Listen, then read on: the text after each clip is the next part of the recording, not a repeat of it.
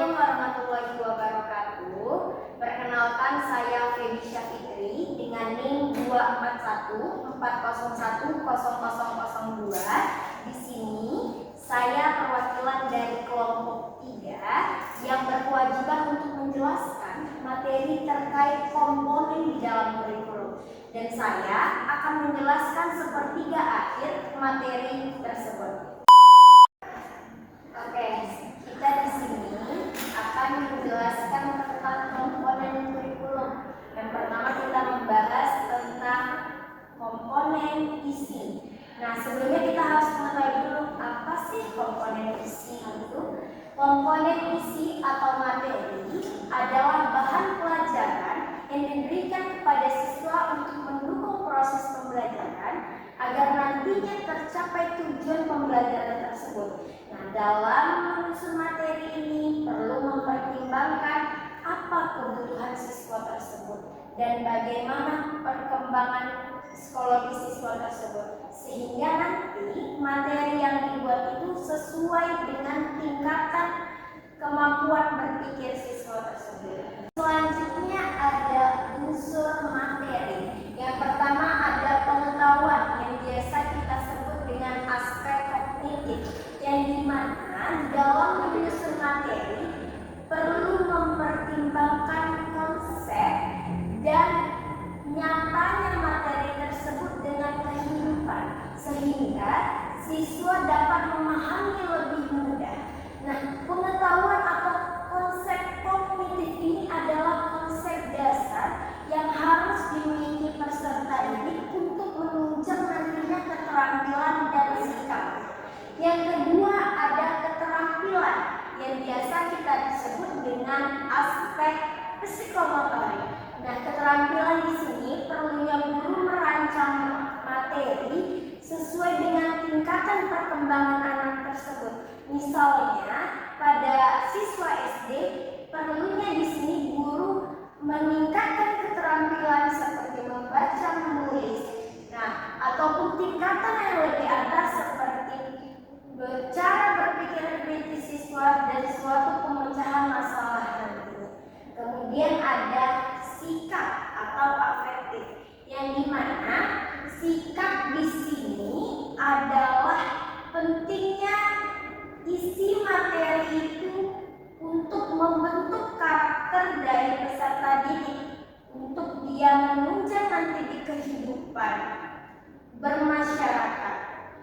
Contoh sikapnya ada jujur, disiplin, tanggung jawab, dan lainnya yang menopang untuk peserta didik membentuk karakter dirinya tadi. Selanjutnya ada kriteria pemilihan materi. Yang pertama ada materi itu harus bermakna dan bermanfaat. Artinya apa? Materi yang disiapkan itu harus sesuai dengan tujuan pembelajaran tadi, sehingga materi itu tidak hanya siswa itu mendengarkan tetapi memahami, bisa diimplementasikan nantinya di kehidupan sehari-harinya. Kemudian ada sesuai minat dan perkembangan peserta didik. Artinya materi harus disusun dengan memperhatikan dari sisi psikologis anak tersebut. Anak SD berikanlah materi yang sesuai dengan perkembangannya, begitupun tingkatan selanjutnya. Yang ketiga ada relevan dengan kehidupan sosial. Kaitkan materi itu dengan kehidupan nyata, sehingga siswa tersebut lebih mudah memahami dan bisa menghadapi tantangan di zaman yang akan datang nanti untuk kehidupan sosial. Kemudian seimbang antara pengetahuan, keterampilan, dan sikap. Di sini artinya kalau siswa tersebut sudah mengetahui konsep dasar dari kognitif ini, maka keterampilan atau psikomotoriknya dan afektifnya akan berjalan seimbang. Pentingnya di sini guru untuk menilai ketiga aspek tersebut dalam proses pembelajaran. Selanjutnya ada teknik dalam penyusunan materi. Yang pertama, materi disusun secara sistematis dan artinya materi itu terstruktur. Kemudian dari yang sederhana ke yang lebih kompleks, Pak. Di sini materinya itu disusun dari tingkatan yang lebih rendah atau lebih mudah dipahami ke tingkatan yang lebih tinggi yang menguji untuk kemampuan berpikir siswa tersebut. Kemudian ada menggunakan strategi pembelajaran yang menarik agar mudah dipahami oleh siswa. Artinya pentingnya peran guru di sini dalam materi itu diajarkan, guru juga berperan bagaimana menyampaikannya agar menarik sehingga siswa tidak jenuh dan tidak bosan dengan materi yang disampaikan, agar cepat juga siswa tersebut memahami materi yang akan diajarkan. Nah, selanjutnya kita membahas di dalam komponen kurikulum tersebut ada yang namanya evaluasi. Evaluasi adalah proses untuk mengukur keberhasilan tercapainya suatu pembelajaran serta sebagai bahan perbaikan untuk kurikulum dan proses belajar mengajar. Artinya di sini evaluasi itu bukan berpusat hanya kepada peserta didik, tetapi evaluasi ini juga bisa berpusat kepada guru untuk memperbaiki proses pembelajaran. Sehingga di sini ada hubungan timbal balik yang diberikan oleh peserta didik kepada guru. Begitupun sebaliknya. Nah, selanjutnya kita masuk kepada fungsi dari evaluasi. Yang pertama adalah mengetahui ketercapaian tujuan pembelajaran. Nah, dengan adanya evaluasi tadi, guru mengetahui apakah tujuan-tujuan dari pembelajaran tersebut tercapai secara maksimal.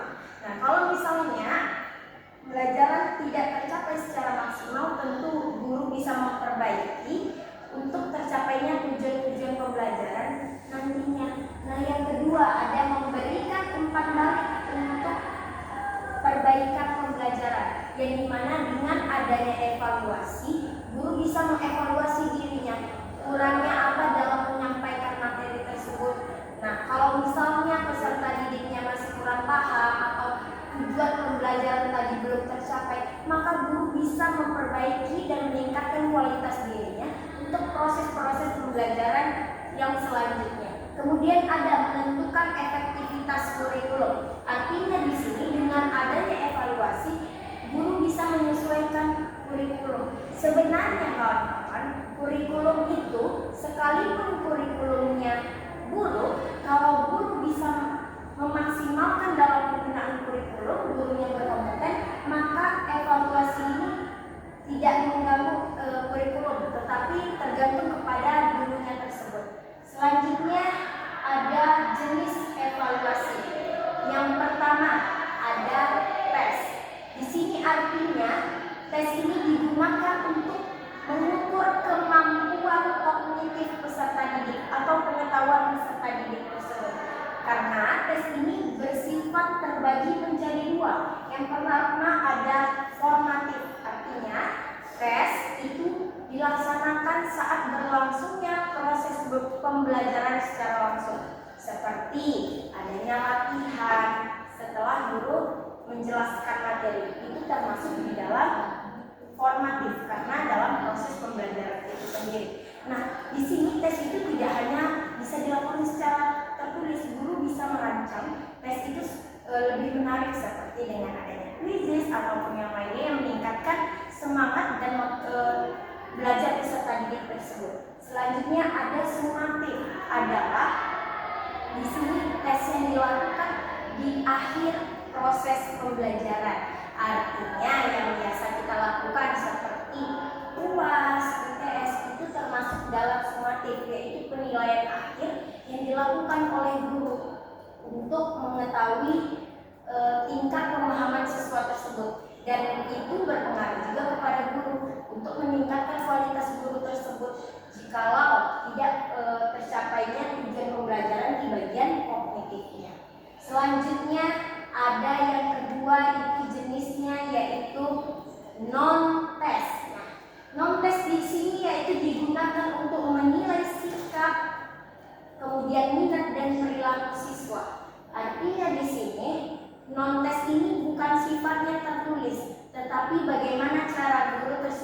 dengan melakukan observasi, melihat bagaimana situasi perkembangan siswa tersebut dalam mencapai sikap, minat dari siswa tersebut. Dilakukan dengan observasi, wawancara, karena dari wawancara kita mengetahui juga seperti ini rupanya perkembangan seorang anak. Kemudian ada studi kasus dan skala penilaian.